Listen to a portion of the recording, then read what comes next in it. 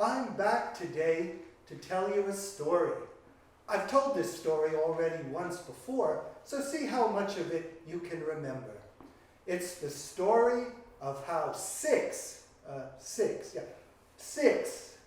traveled through the world. A story from the Brothers Grimm.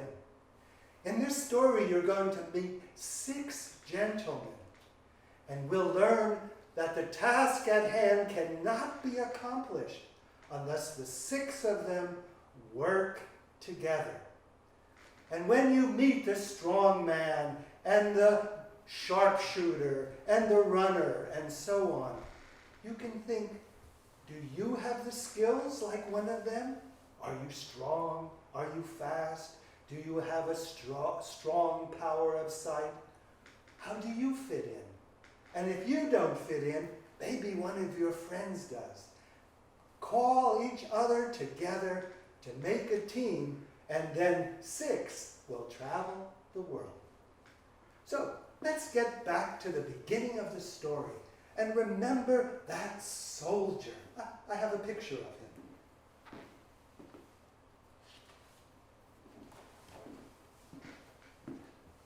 Here is the soldier. Look at him in his pretty uniform.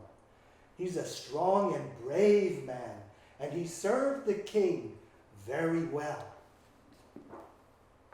But you know, when the war was over, the soldier was discharged. That means he was sent away from the army, and he was only given 3 silver coins to get on in the world.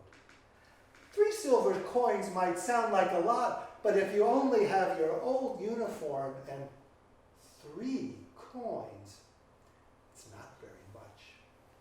And the soldier was very angry with the king, and so he said to himself, I will find some friends to help me, and I will manage to get the king's treasure for myself. Well, let's see how it works out. So the soldier walked along, and he walked along, and he walked along, and then he heard a great noise in the forest, like the crashing of trees. Timber! Another one fell, and another one, and another one, and a 4th one, and a 5th one, and a 6th one. And when he came onto the scene, guess what he saw?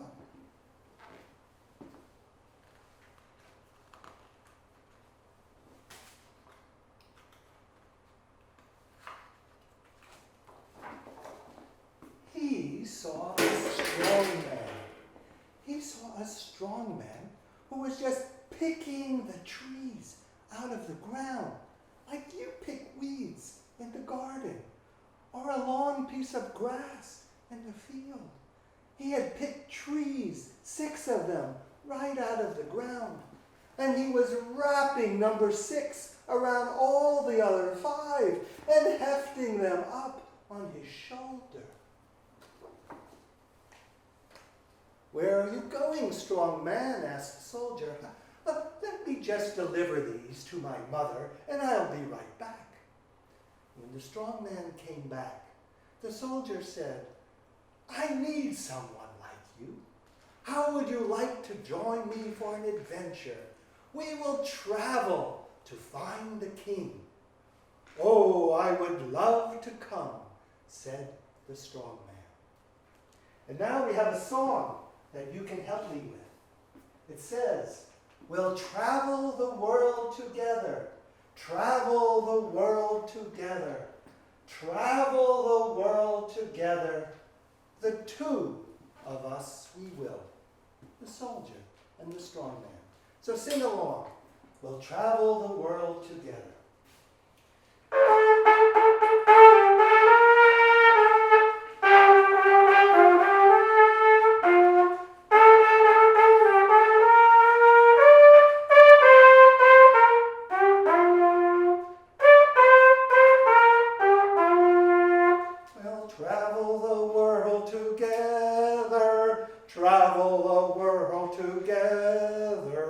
Travel the world together,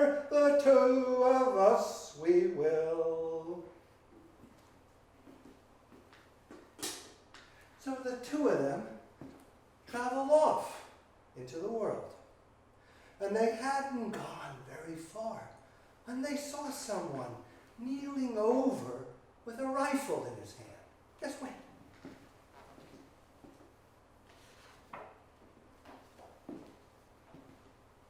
Look, they found a sharpshooter. That means someone with a very keen power of sight. Someone who can coordinate that vision with his rifle and his aim. They asked him what he was shooting at. And the sharpshooter said, can't you see? Huh? Yeah, 2 miles. 2 miles? 2 miles down the road on the branch of an oak tree. Can't you see the little fly? How small is a fly? And I'm going to shoot out its left eye. Shoot out its left eye. Bang! One shot. And the 3 of them went off, and they found 2 miles down the road the oak tree, and the poor little fly, his left eye had been shot out. Oh, said the soldier, why don't you come with me and travel the world? We need someone like you. And the sharpshooter said, sure, I'll travel the world with you. Now we sing the song again. Remember how it goes. Only now it was we 3. 3 of them. Soldier, strong man, and sharpshooter.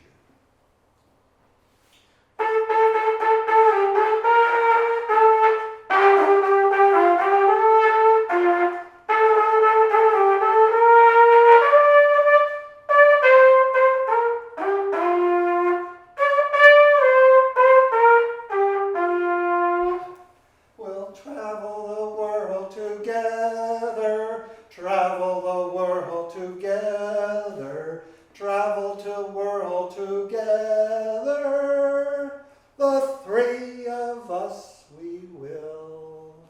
So now the 3 of them went off.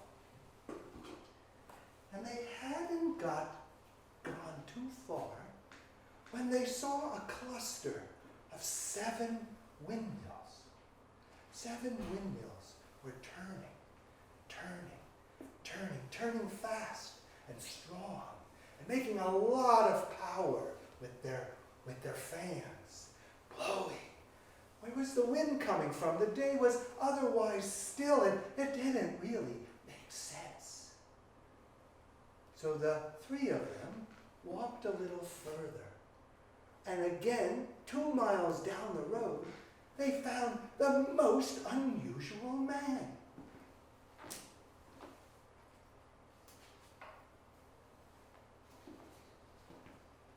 Here he is. He had his fingers up upon his nose, and he was blocking one of his nostrils. Can you do that? Just one. And then he was blowing out through the other. I'm sure someone has once said, blow your nose now. Well, he was blowing it for all he was worth. I can't blow through my nostril like he could, but he could blow so strong and hard. He could turn 7 windmills, 2 miles way down the road. So the nose blower stopped blowing for a moment, and the soldier talked with him. Nose blower, how do you do that? You have quite a strong blow. Oh, said the nose blower, it's nothing for me. We are going on a journey. We are looking for the king. We need someone like you in our company. Won't you travel together with us? And the nose blower said, yes, I would love to travel with you. And now the 4 of them, soldier, strong man, sharpshooter, and nose blower, went off together. You can help me with the song. We'll travel the world together. The 4 of us we will.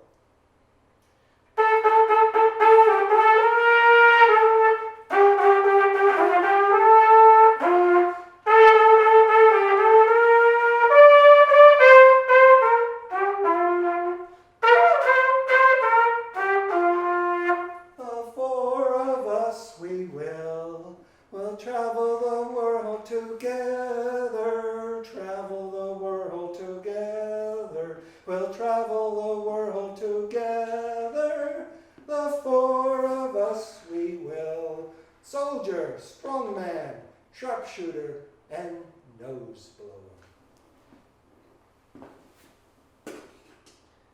Now, they traveled along a little further, and they found the most unusual man.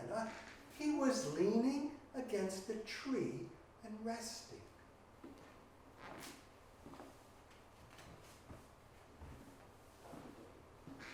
But it was most strange. One of his legs was unstrapped and was lying on the ground next to him. How strange.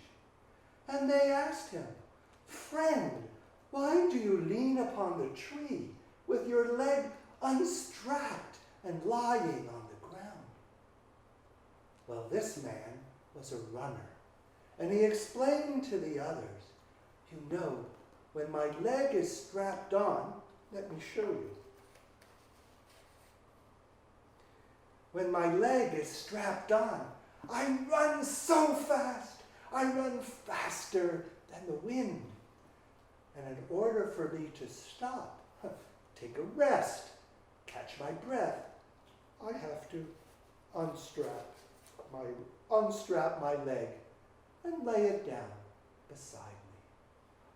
"Oh," said the soldier, "we need someone like you with us. Won't you travel together? Won't you be number 5 in our company?" "Oh," said the runner, "I would love to travel with you." Now we can sing our song again. We'll sing about the 5 who traveled together. 5 of us, we will.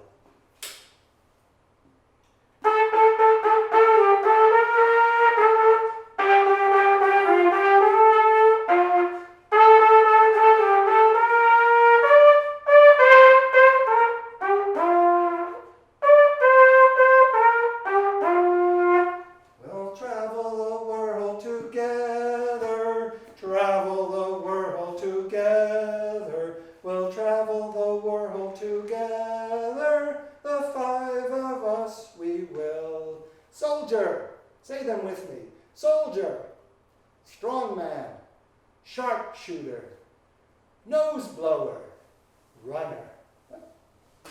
I got space for one more. Who's that going to be? So they traveled together just a little farther, and they saw the most peculiar man. He looked a little ridiculous. And that's why when you go out in public, your parents and your teachers and your friends, they always say, "Dress properly. People don't want to think that you're foolish." Who is it? I'll show you.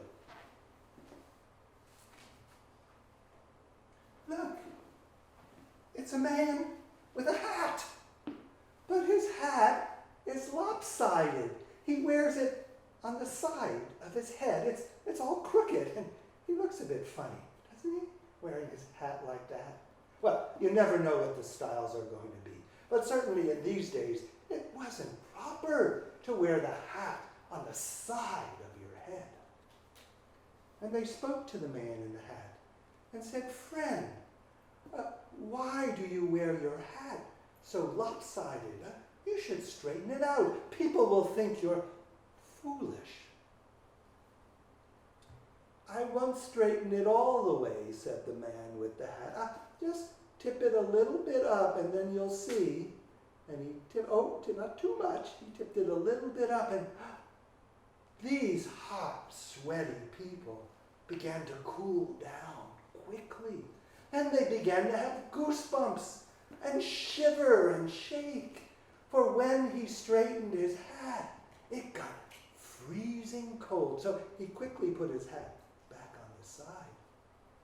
And the soldier said, "We need someone like you. Won't you like to travel together with us? We are looking for the king." "Oh," said the man with the hat, I would love to join you and travel together. And now we have all six. Soldier, strong man, sharpshooter, nose blower, runner, and the man with the hat. And now we'll sing about the six of us who will travel through the world.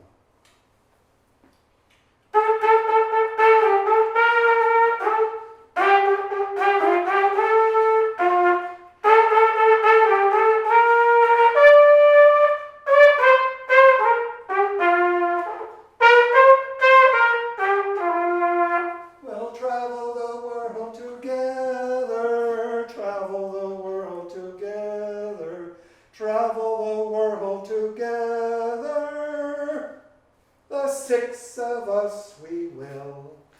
Soldier, strong man, sharpshooter, nose blower, runner, and man with the hat. And off they go.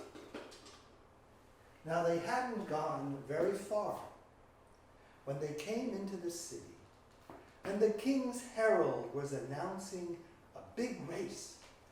Hear ye, race today. The princess challenges anyone for a race. And he who beats the princess will be able to marry her. And he who loses the race will lose his head. But the soldier had an idea. He went up to the king and asked if he could enter the race, albeit he would like to let his friend, the runner, run for him. And the king agreed, but warned the soldier that if the runner loses the race, the runner will lose his head, and so will the soldier. So the runner put on his leg, and he lined up at the starting point. Whoops, we better put that leg back on. He can't run very fast without it. There we go. Now he has his leg attached, and the princess is next to him at the starting line. Ready, get set, go! And off they run. And the runner was off like the wind. And they were told they had to run to the spring and fill up a cup with water, and then bring the cup of water back. And the first one to return with the cup of water is the winner. It took no time for the runner to get there, and he filled up his cup, tasted the water. So wonderful and refreshing. And he carefully carried his cup and started to run back. But after a while, he was so far ahead and starting to feel a little tired for all his effort. He unstrapped his leg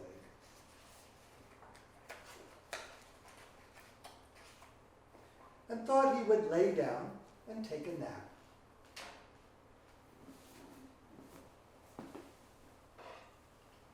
Now he found something on the way. He found the skull of an animal. And he thought, if I use the skull of this animal as a pillow, it'll be just enough uncomfortable that I won't oversleep, and I'll wake up in time to finish the race. And so our runner took a rest, putting his head down on the skull as you put your head on a pillow.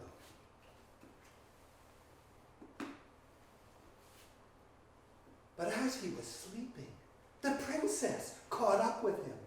And when she saw that he was asleep, she knew she could win. All she had to do was pour out his cup of water. So when he woke up, he would have to run all the way back to the spring. And she, with her cup, just ran on towards the finish line. Oh, dear friends, is everything lost? Is the game over? No.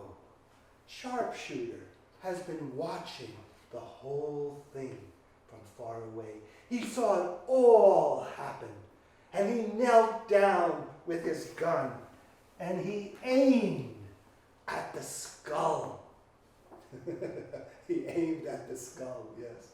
He aimed at the skull, and poof, with one shot, he knocked it out from under the runner. And with his pillow knocked out from under him, and seeing that his cup of water was spilled out, Runner knew exactly what to do. He strapped on his leg, he ran back to the spring, he filled up his cup, and he ran to the finish line 10 whole minutes ahead of the princess. Oh, the soldier and his friends, the 6 of them, were so happy. But the king wasn't, but neither was the princess. Why should the princess marry a common soldier who only owns an old uniform and 3 silver coins? So they made a plan. And the king invited all the friends to a banquet. Wonderful food and wonderful drink. You would have been happy to be there. But it was in an iron room. And when the king left the friends, he locked the door, and there were no windows to get out. And underneath, he ordered the cook to make a raging fire, hot and strong, so that the room was transformed into an oven. And as the friends were eating, and they noticed they were getting a little hot, sweaty, and uncomfortable. And first they thought it was from eating so much good food. The temperature continued to rise, and they knew something was amiss. They knew they should suffocate from the hot air or even be roasted to their death. And the man with the hat stepped forward. Dear friends, don't worry. I can help us cool everything down. So he straightened his hat. He put it now really straight up. And it was like turning on a massive air conditioner. It was like walking into a walk-in freezer. Everything cooled down and became comfortable. And then ice started to form in the drinks. And the food itself started to freeze. And they too were again shivering and shaking, but they were very much alive.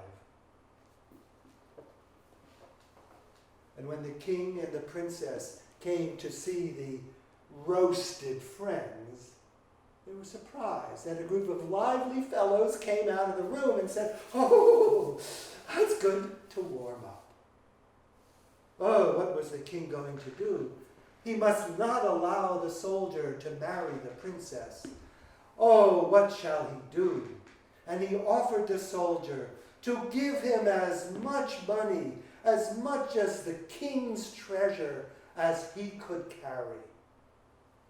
The soldier said, "If it's okay, I'll have my man carry the treasure," pointing to the strong man.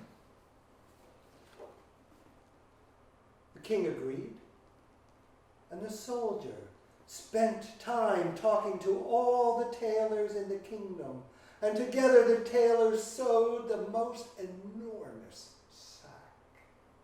And when the king brought a ton of gold and 7 men laid it into the bag, it hardly covered the bottom of the bag. And then they brought chests and buckets and boxes of gold and treasures and jewels and gems. 7,000 wagons full. And it hardly filled the sack up halfway. Finally, the strong man said, "Well, enough is enough. I would like a little space to draw the bag shut at the top." And off he walked, and all the friends walked after him with the big heavy sack carrying all the king's riches. And the king said, "We cannot have that." And he sent his armies. A regiment came from the east and a regiment came from the west. 2 armies came and they were going to attack the 6 who were traveling through the world, when the nose blower put his fingers on his nose and blew through his nostrils. And all the soldiers went up in the air like so many balloons, like so many kites, like birds flying away. And the soldier and his friends carried the king's treasure home, shared it out amongst themselves, and yes, it is true, they all lived happily ever after. Well, except for the king, who was quite poor, and his princess. That's what I have to tell you today, how 6 traveled through the world, and how working together they got all the riches you could ever want from the mean old king. So, bye-bye now. I'll see you again. I'm going to tell this story one more time. So look forward. See you next week. Bye-bye now.